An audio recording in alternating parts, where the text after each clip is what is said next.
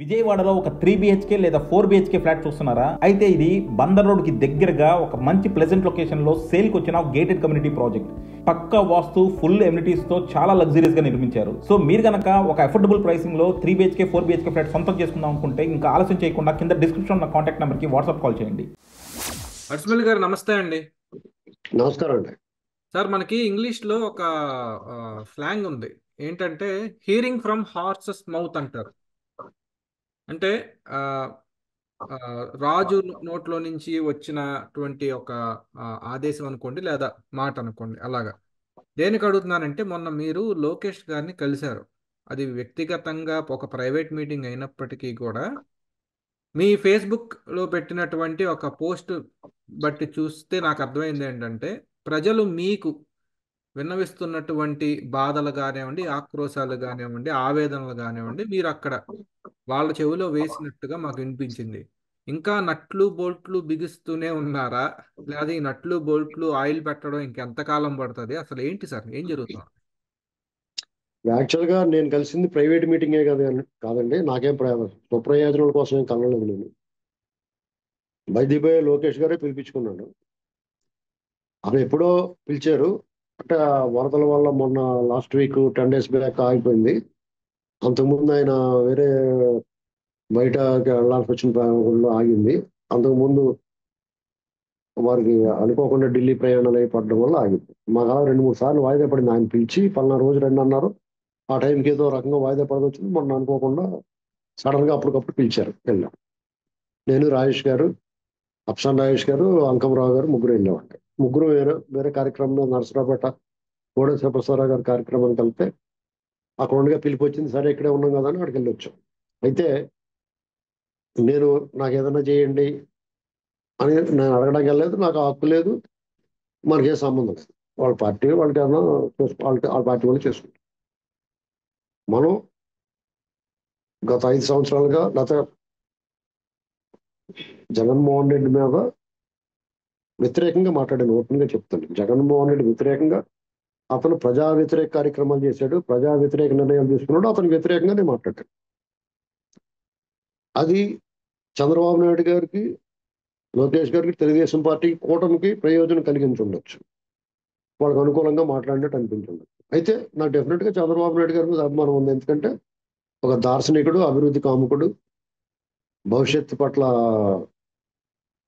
అవగాహన ఉన్నవాడు, ప్రజల జనము జలము అంటే తప్పించేవాడు, కష్టపడే మనిషి. కాబట్టి ఆయన మీద సహజంగా మనిషి లక్షణాలు ఉన్నాయి ఎవరికైనా, కానీ ఆయన మీద అభిమానం. ఇది పక్కన పెడితే మొన్న నేను ఒక రకంగా తెలుగుదేశం కూటమి ప్రభుత్వం అధికారంలోకి వచ్చిన తర్వాత తెలుగుదేశం పార్టీ కేడర్లో కానీ, సాధారణ ప్రజల్లో కానీ, జగన్ బాధితుల్లో కానీ ఒక రకమైన అసంతృప్తి, అసహనం, ఇంకా చెప్పాలంటే ఆగ్రహం కూడా ఉంది. అది నా దగ్గర వ్యక్తపరుస్తూ ఉన్న చాలా మంది నాతో మాట్లాడుతూ ఉన్నారు, రాష్ట్రంలో అన్ని వైపుల నుంచి.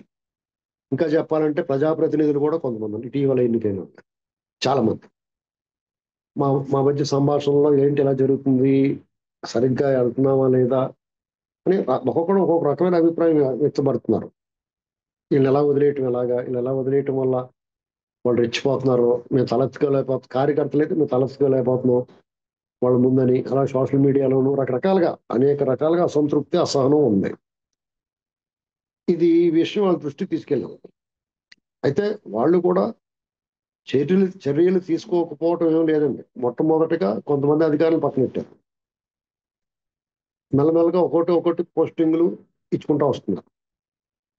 వాళ్ళకి సమస్య ఎక్కడ వచ్చిందంటే, అసలు ఎవడో సరైనడు ఎవడు సరైనడు కాదో తేల్చుకోవడానికి ఇబ్బంది అయిపోతుంది. ఎందుకంటే అందరినీ కాటు వేసి వెళ్ళిపోయాడు, అతను పాడు చేసి వెళ్ళిపోయాడు. జగన్మోహన్ సిస్టమ్ అంతా కలిబిలు చేసిపోయాడు. ఆర్థికంగా, సామాజికంగా, రాజకీయంగా అన్ని విధాలా పాడు చేసాడు. నైతికంగా అన్ని రకాల ధ్వంసం చేసిపోయాడు. విధ్వంసం అంటారు దాన్ని. దాంతో అవన్నీ శిథిలాలు శకలాలు ఏరుకుని జాగ్రత్తగా పేర్చుకుని మళ్ళీ లైన్లో పెట్టడం వీళ్ళకి నిజంగా కష్టంగా ఉంది ఒక రకంగా చెప్పాలంటే. అదే చెప్పాడు ఆయన. నెక్స్ట్ అయినా సరే ఆ సంక్షేమం, వాళ్ళు ఇచ్చిన హామీలు నెరవేర్చుకోవడం, ఇన్నప్పుడు వరదలు, ఇవన్నీ వాళ్ళకి మల్టీ టాస్క్స్ కింద ఉన్నాయి. ఆ విషయంలో చెప్తే ఎందుకు వదిలేస్తామండి, అందరికన్నా పెయిన్ మాకే ఎక్కువ ఉంటుంది కదా. అయితే వాళ్ళకే మనకి తేడా ఉండాలి కదా అన్నారు. ఆ మాట చంద్రబాబు గారు చెప్పారు, ఆ పార్టీ డిప్యూటీ సీఎం గారు పవన్ కళ్యాణ్ గారు వీళ్ళందరూ కూడా చెప్తూ వచ్చారు. అందరూ ఏం అర్థం చేసుకున్నారంటే వాళ్ళకే మనకి తేడా ఉండాలి కదా అంటే వాళ్ళు అరాచకం చేశారు, అన్యాయం చేశారు, దుర్మార్గం చేశారు, దౌర్జన్యం చేశారు, దాడులు చేశారు. మనం అలా చేస్తే పద్ధతి కాదు కదా, వాళ్ళకి చెడ్డ పేరు వచ్చింది, వాళ్ళకి 11 సీట్లు వచ్చినాయి, మనకి అలాగ వద్దని వీళ్ళు స్వార్థంతో రాజకీయంగా ఆలోచిస్తున్నారేమో అని అనుకున్నాం. వీళ్ళు చెప్పింది అలాగే అర్థమైంది అందరికీ.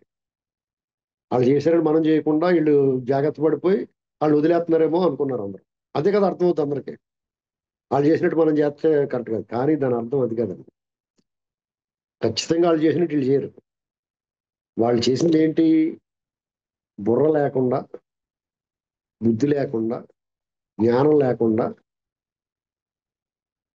వాళ్ళు అక్రమ కేసులు, దొంగ కేసులు పెట్టి అనవసర వేధింపులు చేశారు. దాని ఫలితం ఏంటంటే కేసులు వీగిపోవడం, కోర్టులోకి వెళ్ళి గోడ గుచ్చేయటం, అధికారులు పనికిమాల జీవాలు తీసుకొచ్చి ప్రజా వ్యతిరేక నిర్ణయాలు తీసుకుంటే అందరూ అని చట్టం వాళ్ళని కాండ్రించి ఉమ్మేసింది. అది వాళ్ళు చేసినట్టు మేము చేయమంటే అలా చేయమన్నారు వీళ్ళు, అంతేగాని వీళ్ళని అసలు ఏమీ చేయకుండా వదిలేస్తామని అనలేదండి. వీళ్ళకి అది బుర్రబెట్టి ఎక్కడ బోట్లు నట్లు బిగించడం అంటే ఏంటంటే వాళ్ళకి ఊపిరి సలపకుండా అడుగు తీసి అడుగు బయటకి ఎట్టలేకుండా ఆ కేసులోంచి తప్పించుకోలేకుండా బిగుతున్నారు. నందిగం సురేష్ ఇంక బయటికి రాడు, బయటకు వస్తే మళ్ళీ వెంటనే వెళ్ళిపోతారు. లెక్కలేని కేసులు ఉన్నాయి అతని మీద. ఇప్పుడు ఆల్రెడీ 3-4 ఛార్జ్ చేయాలి. పిన్నెల రామకృష్ణారెడ్డి బెయిల్ వచ్చింది, ఆడు బెయిల్ రాకుండా ఉంటే బాగుండు అనుకున్నాడు, బయటకు వస్తే దినదిన గంట 100 ఏళ్ళు ఆయుష్ అతను. వాళ్ళ తమ్ముడు పరారులో ఉండడానికి రాడు, వచ్చినా కానీ వస్తే బతుకు భయం. ఇక మద్యం, అది కంప్లీట్ విచారణ జరుగుతూ ఉంది అంతర్గతంగా. దాని సాక్ష్యాధారాలు బయటకు వచ్చింది, అంత పూర్వంకి వెళ్ళి తాగుద్దండి అది. ముందు జగన్మోహన్ రెడ్డి రెక్కలన్నీ కత్తిరించేస్తున్నారు. అందరూ అయిపోయిన తర్వాత జగన్మోహన్ రెడ్డిని కూడా తీసుకెళ్ళి, జగన్మోహన్ రెడ్డి అక్రమాస్తుల కేసుల కంటే కూడా రోజు కొంత తప్పులు చేయడం అతను. ఈ లోపల నైతికంగా జగన్మోహన్ రెడ్డి అంటే ప్రజలు అసహించుకునే విధంగా కొన్ని పరిణామాలు జరుగుతూ ఉన్నాయి చూసుకుంటా. తిరుపతి విషయం కానీ, తిరుమల లడ్డు విషయం కానీ, వరదల్లో చంద్రబాబు నాయుడు గారి పనితీరు, జగన్మోహన్ రెడ్డి పనితీరు. ప్రజలు ఏమనుకున్నారు? గతంలో జగన్మోహన్ రెడ్డి గెలిచిన తర్వాత కొన్నాళ్ళు పోయిన తర్వాత ఒక పనివాడిని వదులుకుని పనికి మాలిన వాడిని తెచ్చుకున్నారో బాబు అనుకున్నారు ఇతను పనితీరు చూసిన తర్వాత. ఇప్పుడు ఏమనుకుంటున్నారో, అమ్మాయ ఓ పనికి మాలిన వదిలించుకుని ఓ పనివాడిని తెచ్చుకున్నారో బాబు అనుకుంటున్నారు. స్పష్టంగా క్లియర్గా ఇలాగ ఒక్కోటి స్టెప్ బై స్టెప్ ఒక పక్కన కూటమి పనితీరు మెరుగుపరుచుకుంటా ప్రజల మన్నను పొందుతా, రెండో పక్కన జగన్మోహన్ రెడ్డిని గొయ్యి తీసి కప్పెడుతున్నారు. ఇంకో పక్క అతని రెక్కలన్నీ కత్తిరించి అతనికి కూడా ఉన్న వాళ్ళు అందరి మీద కేసులు వచ్చేస్తున్నాయి. ఇంకా కొద్ది గొప్ప మిగిలిన వాళ్ళందరూ కూడా దూకేస్తున్నారు పార్టీలోంచి. అతను ఒంటరివాడి, రేపు అతను లోపల వేస్తే రోడ్డు మీద వచ్చి కూడా ఉండండి. జనాలు రోడ్డు మీద రావాలంటే ఒక లీడర్ ఉండాలి. ఆ లీడర్ ఏం చేయాలి? రండిరా బాబు మీకు 100 బళ్ళు వేసిరండి, పెట్రోల్ కొట్టిస్తాను, భోజనం పెట్టిస్తానంటే వస్తాడు. ఇలా వస్తాడు వస్తూనే, అది లీడ్ చేసి కూడా ఉన్నాడు. ఒక్కడే వస్తాడు, ఒక్కడై వచ్చాడు, ఒక్కడై వెళ్ళిపోతున్నాడు అన్నట్లు అవబోతాడు. అంతే సింపుల్. ఇది లోకేష్ గారు, అతను చాలా డౌన్ టు ఎర్త్, చాలా ఫ్రీగా ఓపెన్ గా మనం అలా మాట్లాడుకుంటూ అలా మాట్లాడాడు. మేము అలాగే మాట్లాడాం. రాజేష్ గారు మేమైతే చాలా ఓపెన్ గా జనం మాతో ఏం మాట్లాడుతున్నారు ఇదే బాబు పరిస్థితి అని చెప్పాం. దానికి మాకు చాలా సంతృప్తికరమైన సమాధానం చెప్పాడు. అతను తీసుకోపోయే చర్యలు కూడా చెప్పాడు. అది ఒక అంతర్గత సంభాషణ సమావేశం కాబట్టి మేము బయట డిస్క్లోజ్ చేయడం అనేది ధర్మం కాదు, న్యాయం కాదు. మేము బయట చెప్పకూడదు, ఎంత సన్నిహితులుగా ఇంట్లో కూడా చెప్పకూడదు. అంత విశ్వాసం నమ్మకంతో మాతో షేర్ చేసుకుంటాడు అతను. దాని చర్యలు, అది నిజమే అనేటువంటి చర్యలు కనపడతా ఉన్నాయి 1 by 1. మేము వచ్చిన కాడి నుంచి ఒకటి కార్యక్రమాలు చూసుకుంటాం, అవి కనిపిస్తా ఉన్నాయి. కాబట్టి నమ్మొచ్చు పూర్తిగా. కొంతమంది వ్యాఖ్యానాలు చేస్తున్నారు, ఇవాళ కొట్టేయాలి, ఎవడొద్దన్నాడు నువ్వు వెలుగొట్టే, నిన్ను ఎవడొద్దన్నాడు, నేను చెయ్యట్టుగా ఆపేడు ఎవడన్నా, నీకు అంత కోపం ఉంటే వెలుగొట్టే, ఎవడన్నా కోరుకున్నవాడు చెప్తున్నాను నేను. లేదా కొట్టిదాకా వెయిట్ చేయి. నువ్వు కొట్టడానికి ఇష్టం లేదు, ఎవడన్నా కొడితే చూడటం ఇష్టం అనుకో వాళ్ళు కొట్టేదాకా వెయిట్ చేయాలి. అంతే కదా. ఇవాళ ఆయన కొట్టేయాలనుకున్నాడు, కొడాలి నాని కొట్టేయాలనుకున్నాడు, నువ్వు వెళ్ళి 10 మంది తీసుకెళ్ళి కొట్టాయి. నేను ఎవడొద్దన్నాడు, నేను చెయ్యటని ఎవడన్నా ఆపితే అప్పుడు చెప్పాలి. అంతేగాని కొట్టేయాలి, కొట్టలేదు, చేతగాని వాడిని ఇలాంటి మాట్లాడటం అనవసరం. ఎందుకంటే నీ వాడిని నువ్వు కించపరుచుకోవడం కరెక్ట్ కాదు. అయితే కొంత అసహనం ఉంటుంది. ఎందుకంటే ఆలస్యాన్ని భరించలేరు. ఎందుకంటే వాళ్ళు వేధింపులు అలాంటి, వాళ్ళు మాట్లాడిన మాటలు అలాంటి, కసి అలా పెరుగుతుప్పుడు ఆ మహిళా కమిషన్ చైర్మన్ ఇలాంటి వాళ్ళందరూ చూస్తే ఒళ్ళు మండిపోతూ ఉంటాయి. నువ్వు వెయిట్ చేయండి కొద్దిగా. ఇప్పుడు మౌస్ ట్రాప్ అని ఇది వరకు ఎలకల బోన్ ఉండేది. ఆ ఎలకల బోన్లో పడితే ఎలకల బోన్లో పడిన తర్వాత తీసుకెళ్ళి ఎక్కడో వదిలేసేవారు. ఇప్పుడు మౌస్ ట్రాప్లు అలా కాదు కదా. గమ్మున్న స్లేట్ పెడుతున్నారు అక్కడ, అందులో కూర్చుని అంటుకుపోతున్నాయి, ఇంక బయటకు రావు. ఇంకా అక్కడే తుది శ్వాస విడుతాయి. అలా చేస్తారు వీళ్ళు. వీళ్ళకి అది బుర్ర ఉన్న వాళ్ళే బాబు, వీళ్ళు బుర్రని నమ్మండి కొద్దిగా. ఆ ఆఫీసర్కి ఇలాగిచ్చారు, ఈ ఆఫీసర్కి ఇలాగిచ్చారు అంటే, ఆ ఆఫీసర్లో జగన్ గారి బూట్లు లాగిన వాళ్ళు, వీళ్ళ బూట్లు నాకరాళ్ళు. నాకడానికి అలవాటు పడిన వాళ్ళు ఎవరైనా అవుతారు కదా. అతను వాడుకున్నాడు, నాకు ఇచ్చుకున్నాడు, వీళ్ళు నాకు ఇచ్చుకుంటారు. ఎందుకు కంగారు పడతారు? అది మ్యాటర్. రైట్.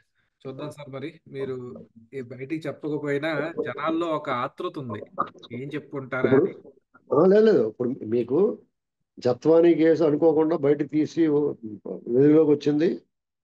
ముందు రఘురామకృష్ణరాజు గారి కేసు బౌలర్గా ఈయన రావాలా, రఘురామకృష్ణరాజు గారు రావాలా, ఆ వికెట్లు తీయాలి. కానీ ముందు జత్వానీ కేసు వచ్చి 3 వికెట్లు, ఒక బాల్ 3 వికెట్లు పడ్డాయి. ఇప్పుడు రఘురామకృష్ణరాజు గారు ఇష్యూ వస్తుంది. ఇప్పుడు మధ్యలో తిరుమల ఇష్యూ వచ్చింది. వాళ్ళు ఊపిరి సలపుతారు, ఉక్కిరి బిక్కిరి అయిపోతారు. ఇప్పటికే పిన్ డ్రాప్ సైలెన్స్. అసలు వాళ్ళకి నోరు ఎత్తి మాట్లాడటాక కొడతారు ఇప్పుడు వాళ్ళు మాట్లాడితే. ఎందుకంటే ఇంత అపచారం చేసిన తర్వాత ఇంకా సమర్థిస్తూ మాట్లాడితే చీయని ఉమ్మేరండి. ఇంతకన్నా దారుణమైన విషయాలు బయటకు వస్తాయి. వాళ్ళు ఏం చేయాలో తల ఎక్కడెట్టుకుంటో రాజేంద్ర అన్నాడు బాబు, అలాగే అవుతుంది పరిస్థితి. రైట్, చూద్దాం సార్, ఆసక్తికరంగా ఉంటాయి రాబోయే రోజులు. ధన్యవాదాలు సార్.